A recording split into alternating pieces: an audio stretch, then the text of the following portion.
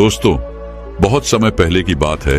जय भीम, नमो बुद्धाय। दोस्तों, मैं देवेंद्र त्यागी आप सभी का अपने YouTube चैनल पर स्वागत करता हूं। और आज हम भारत दर्शन करने निकले हुए हैं। इसी कड़ी में आज हम पहुंचे हैं वाराणसी के सारनाथ। और आपको बता दें कि भारत के उत्तर प्रदेश के राज्य वाराणसी जिले के मुख्यालय से लगभग 10 किलोमीटर की दूरी पर सारनाथ स्थित है। और ये बता दें आपको कि जब भगवान बुद्ध को ज्ञान की प्राप्ति हुई तो प्राप्ति होने के बाद उन्होंने अपने 4 शिष्यों को प्रथम उपदेश दिया, उन्होंने सारनाथ के चौखंडी स्तूप पे दिया था। तो इसी के याद में बौद्धिस्टों द्वारा इस स्तूप की स्थापना की गई है। और आपको बता दें कि भगवान बुद्ध के 4 तीर्थ प्रमुख स्थलों में से एक है। पहला है आपका हो जाता है लुम्बिनी, बोधगया, कुशीनगर। और उसी कड़ी में आता है अपना सारनाथ। आपको ये भी बताते चले कि सारनाथ अशोक चतुर्मुख स्तंभ है। देखिएगा, आप ऊपर देखिएगा तो ये चारों दिशाओं से बना हुआ है। ये चतुर्मुख सिंह स्तंभ के तरीके से बनाया गया है। और आपको बता दें कि यहाँ पर धामेक स्तूप, चौखंडी स्तूप, राजकीय संग्रहालय, जैन मंदिर, चीनी मंदिर, मुगलहद कुटी और नवीन विहार इत्यादि दर्शनीय हैं। भारत का राष्ट्रीय चिन्ह यहीं के अशोक स्तंभ से लिया गया है। और ये सारी बातें इतिहास में दर्ज हैं, जो कि हम सभी देखते हैं कि भारत का जो भी राष्ट्रीय चिन्ह है अशोक स्तंभ, वो यहीं के अशोक स्तंभ से लिया गया है।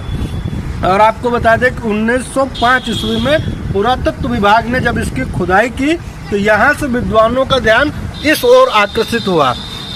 तो जब ये विद्वानों के द्वारा, पुरातत्व विभाग द्वारा इसकी खुदाई की गई तो यहाँ पर बुद्ध के जीवन काल की बहुत सारी प्रतिमाएं, कई शिलालेख जो कि आज कोलकाता के संग्रहालय में रखे हुए हैं। वहीं से फिर यहीं से जो अशोक का स्तंभ लिया गया है वो यहीं से लिया गया है। तो दोस्तों, आपको कुछ और अगर बताते चले जो इतिहास की जानकारी है, तो पहले यहाँ बहुत सारा वन हुआ करता था।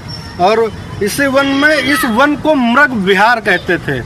उस समय इसका नाम ऋषि पतन था और मृगदाय था। ज्ञान प्राप्त करने के बाद गौतम बुद्ध ने अपना प्रथम उपदेश यहीं पर दिया। सम्राट अशोक के समय यहाँ बहुत से निर्माण कार्य हुए।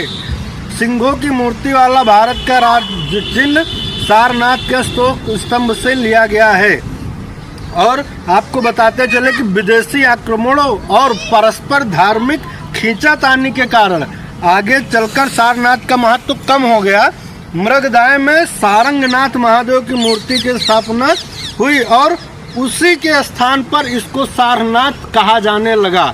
जबकि ये पुरातन से बुद्ध भगवान की टाइम से ये सारनाथ नहीं था, ये पहले इसको कहा जाता था मृग विहार।